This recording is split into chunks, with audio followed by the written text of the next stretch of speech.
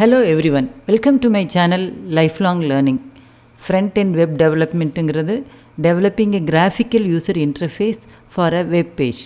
அதுக்காக நம்ம CSS, HTML and JavaScript use பண்ணுவோம். HTML is the backbone for a web development. CSS gives you a feel, look of the HTML page. And JavaScript gives you interactivity to the static HTML. JavaScript for beginnersங்கிற பிளேலிஸ்ட்டில் இன்றைக்கி நம்ம பார்க்க போகிறது loop control statements. So what are the different types of loops available in JavaScript? It can be classified into three. One is the for loop, while loop and do while loop. So இதை பற்றி ஒரு video நம்ம முன்னையே போட்டிருக்கிறோம். If you want more information அப்படின்னா அந்த வீடியோவை பார்த்துட்டு வரலாம். For loops through the block of code a number of times. while வந்து ஏதாவது ஒரு ஸ்பெசிஃபைட் கண்டிஷன் ட்ரூவாக இருந்ததுன்னா you can execute a block of code repeatedly. The same thing is for do while. There are slight difference between while and do while. while condition உள்ள நுழையும்போதே condition தப்பாக இருந்ததுன்னா the loop will not be executed, whereas in do while loop will be executed at least once. So this is the syntax for the different types of loops. What are the loop control statements? லூப்புக்குள்ள suppose you want to transfer the control from inside the loop to outside அப்படின்னா you can use continue, break and then you have something called labeled continue and break. So this is how a loop works. You have some statement and then condition. இந்த condition ட்ரூவாக இருந்ததுன்னா set of statements அதை execute பண்ணிவிட்டு மறுபடியும் again the condition will be verified. If it is true, the same set of statements will be executed repeatedly. Once the condition becomes false, control will be transferred to the next statement following the loop. இப்போ இந்த loop statementக்குள்ள we can have another condition. அந்த கண்டிஷனை check பண்ணிவிட்டு I can skip some set of statements and then continue to the condition. இந்த போர்ஷனை மட்டும் நம்ம skip பண்ணிக்கலாம் based on the condition here. This is the purpose of a continue statement. Say for example you have a for loop. For I is equal to 0, I less than or equal to 10, I plus plus. And these are all the statements here. In the statement execute pannu and then if that I mod 2, that is I is the even number அப்படின்னா we are continuing அப்படின்னா இந்த statements எல்லாம் skip பண்ணுறோம். இந்த இடத்துல we are having some print statement or you can have any number of statements here. இந்த condition satisfy ஆகும்போது instead of executing these statements, control will go to the beginning of the loop. அப்போ இந்த இடத்துல போயிட்டு increment பண்ணிவிட்டு மறுபடியும் கண்டிஷன்ஸை check பண்ணிக்கும். The same thing applicable to all loops.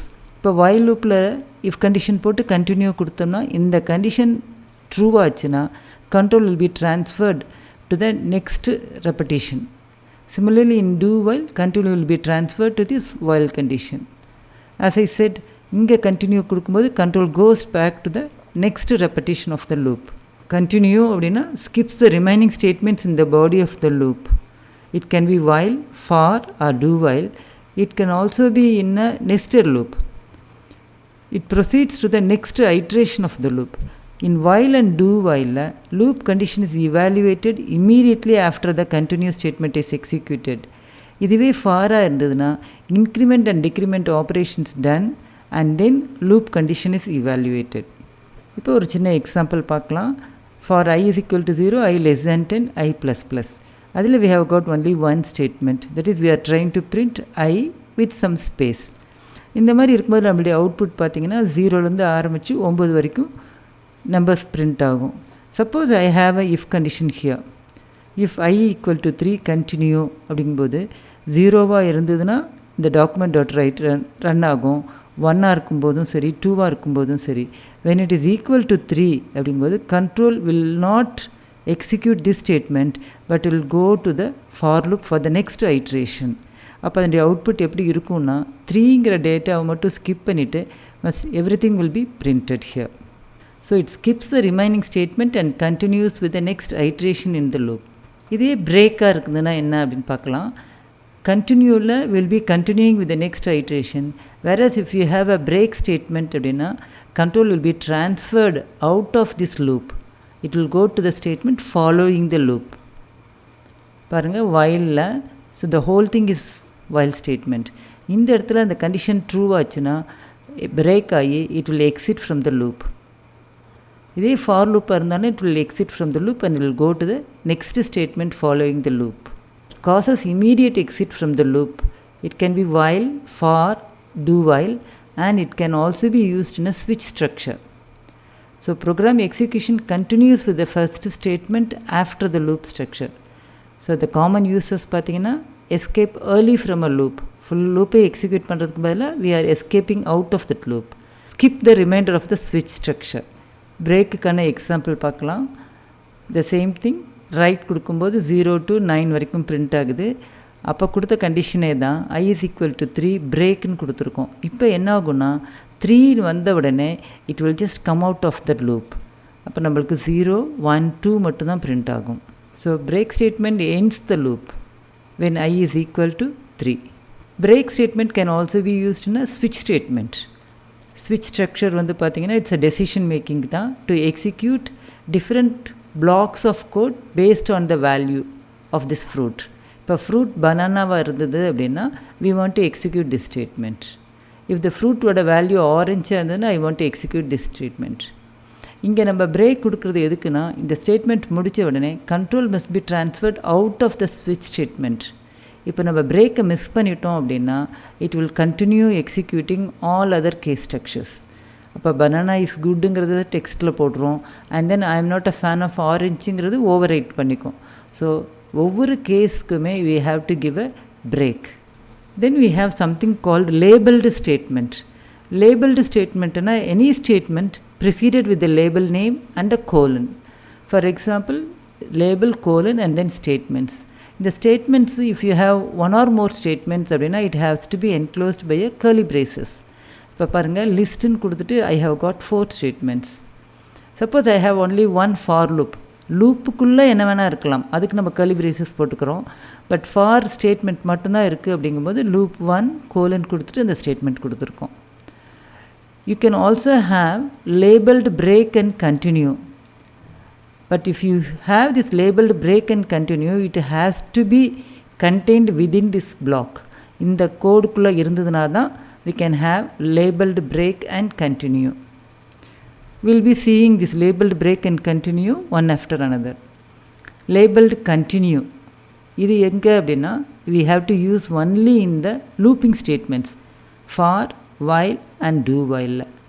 Suppose you just give continue without a label அப்படின்னா it will continue the innermost loop. In a nested loopல when it encounters a continue it will iterate to the next value in the enclosing loop. Suppose continue labelனு கொடுத்துருந்தோன்னா it will continuing any given loop even when the statement is nested within other loops. So எங்கே வேணால் நம்ம continue கொடுத்துருக்கலாம். Continue லேபிள்னு கொடுக்கும்போது அந்த label எங்கே இருக்கோ அந்த லூப்போட நெக்ஸ்ட் ஐட்ரேஷனுக்கு control will be transferred.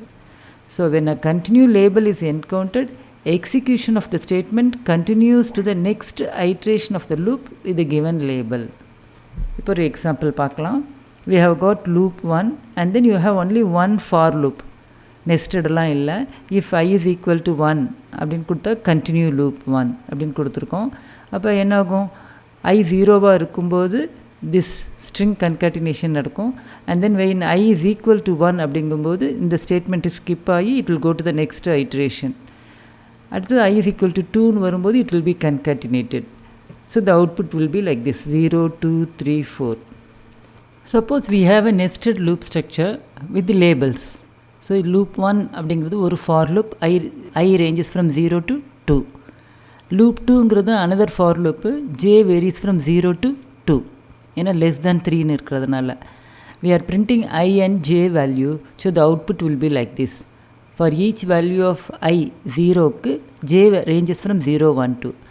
I 1ன்னு வரும்போது j ranges from 0, 1, 2. இங்கே I 2 ஆகும்போது மறுபடியும் 0, 1, 2. Suppose I have a statement like this. அப்போ என்னாகும், I 0வாக இருக்கும்போது this condition will not be true. அப்போ இந்த statements the document.write execute ஆகும். So I get these 3 values and then I becomes 1. j becomes 0 and then இந்த loop அப்பவும் falls தான், இது பிரிண்ட் ஆகிடும். அடுத்து ஜே 1 ஆகும்போது அப்பவும் இது ஃபால்ஸ் தான், இது பிரிண்ட் ஆகிடும். So the output will be like this. when I is equal to 1 and j is equal to 2 அப்படிங்கும்போது கண்டினியூ லூப். அப்போ எங்கே லூப் 1 கொடுத்துருக்குறோம், so it will go here and the statement will be skipped and then I becomes 2 and then j வந்து 0 to 2 execute ஆகி we get the result here. Labeled break. To break out of a nested set of structures.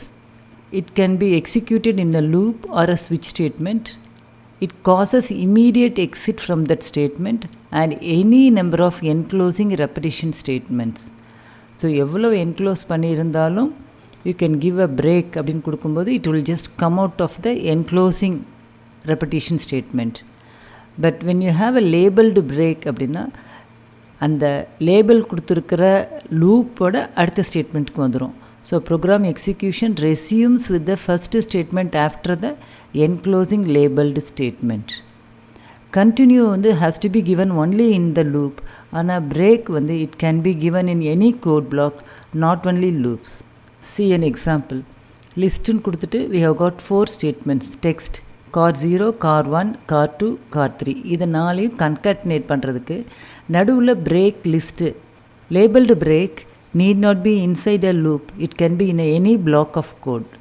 அப்போ இந்த statement execute ஆகிட்டு அடுத்து இந்த statement execute ஆகிட்டு தென் break list அப்படிங்கும்போது these 2 statements execute ஆகாமல் control will come out of the next statement following this label, which is nothing but document.getElement by id. So execution of the statement terminates if a break label statement is encountered. Execution continues at the statement immediately following the labeled statement. So output என்னவா இருக்கும், BMW and Volvo அப்படிங்கிறது மட்டும்தான் வரும். Now we'll see another labeled break with some nested looping. இப்போ we have got outer loopனு வச்சுருக்கோம், அங்கே ஒரு for loop இருக்குது, அதில் we are printing the I value. அப்போ என்ன ஆகும், உள்ளே நுழையும் போது entering அப்படின்னு பிரிண்ட் ஆகிடும், outer level அப்படின்னு போட்டு 0 பிரிண்ட் ஆகிருக்கு, ஏன்னா ஐயோட வேல்யூ 0. அண்ட் தென் இன்னர் லூப்பில் வந்து பார்த்திங்கன்னா j is equal to 0, j less than 5. அப்போ அது j 0 to 4 வரைக்கும் இந்த இன்னர் லூப் எக்ஸிக்யூட் ஆகும். இப்போ j is equal to 3 பார்க்குது இல்லை, I is equal to 2 பார்க்குறோம், அப்பவும் இல்லை, I is equal to 3 அதுவும் இல்லை. அப்போ தென் we have got one statement inner level, அப்போ ஜேவோட வேல்யூ பிரிண்ட் ஆகிக்கும். And then for loop inner loop வந்து எக்ஸிக்யூட் ஆகிட்டே இருக்கும், I will become 1. இந்த 3 கண்டிஷனுமே சாட்டிஸ்ஃபை ஆகாது, again we get a value inner level 1. Then j will become 2, அது print ஆகிடுச்சு, j becomes 3. when அடுத்தது இப்பவும் ப்ராப்ளம் இல்லை, when j is greater than 3 அப்படின்னு வரும்போது தான் பிரேக்கும்போது என்னாகும், ஜஸ்ட் பிரேக் தான் கொடுத்துருக்கோம், அதனால் என்க்ளோசிங் லூப்பை விட்டு வெளியே வந்துடும், விச் இஸ் நத்திங் பட் ஒரு பிஆர் மட்டும் இருக்குது, ஒரு எம்டி லைன் இங்கே பிரிண்ட் ஆகிருக்கு. And then loop will continue with the next value of I is equal to 1ன்னு வச்சு பிரிண்ட் ஆகும், அவுட்டர் லெவல் அப்படிங்கிறது பிரிண்ட் ஆகும் 1ன்னு வச்சுட்டு. அண்ட் தென் இன்னர் லூப்பில் J is equal to greater than 3யும் வந்து false, I is equal to 2வும் false, I is equal to 3யும் false. So this statement will be execute ஆகும்போது we get inner level of 0. Then inner level of 1 வரும், ஜேவோட வேல்யூ வச்சுட்டு inner level of 2ன்னு வந்திருக்கும். And then inner level of 3 break, it will come out of the next statement, இந்த ஸ்டேட்மெண்ட்டுக்கு வந்துடும். அடுத்தது பார்க்கலாம், the same thing outer level 2ன்னு வச்சுருக்கிறோம், நம்ம ஐயோட வேல்யூ 2 ஆயிடுச்சு. இப்போ ஃபஸ்ட் டைம் ஜே 0வாக இருக்கும்போது I is equal to 2 true ஆகிடும், இந்த கண்டிஷன் வந்து ட்ரூ ஆகாது. So I is equal to 2 true ஆன உடனே பிரேக் இன்னர் லூப், அப்போ இந்த என்க்ளோசிங் லூப்பை விட்டு வெளியே வந்துடும். வெளியே வந்த உடனே document.write br அப்படின்னு இருக்குது. அடுத்து பாருங்கள், ஐயோட வேல்யூ இப்போ 3 ஆயிடுச்சு, அப்போ இந்த கண்டிஷன் ஃபால்ஸு, ஜேவோட வேல்யூ 0ன்னு வச்சுட்டோம், இந்த கண்டிஷனும் ஃபால்ஸு, ஐயோட வேல்யூ 2வும் false, I is equal to 3 இது வந்து ட்ரூ ஆயிடுச்சு. பிரேக் அவுட்டர் லூப், அப்போ வந்து அவுட்டர் லூப் இந்த லூப்பை விட்டு வெளியே வந்துடணும். அப்போ பார்த்திங்கன்னா இந்த ஸ்டேட்மெண்ட் எல்லாம் ஸ்கிப் பண்ணிவிட்டு இந்த இடத்துல பிரிண்ட் ஆகிடும். So you get exiting. இந்த வீடியோவில் நம்ம loop control statements break, continue labelled break and continue பார்த்தோம். சில எக்ஸாம்பிள்ஸும் பார்த்தோம். நம்ம இந்த வீடியோ உங்களுக்கு பிடிச்சிருக்குன்னு நினைக்கிறேன். பிடிச்சிருந்தால் லைக் பண்ணுங்கள், உங்கள் ஃப்ரெண்ட்ஸுக்கு ஷேர் பண்ணுங்கள். ஃபஸ்ட் டைம் இந்த சேனலுக்குள்ளே வந்திருந்தீங்கன்னா மறக்காமல் சப்ஸ்கிரைப் பண்ணி பெல் ஐக்கானை கிளிக் பண்ணுங்கள். அப்போ தான் ஃபர்தர் வீடியோஸோட நோட்டிஃபிகேஷன் உங்களை தேடி வரும். தேங்க்யூ ஃபார் வாட்சிங்.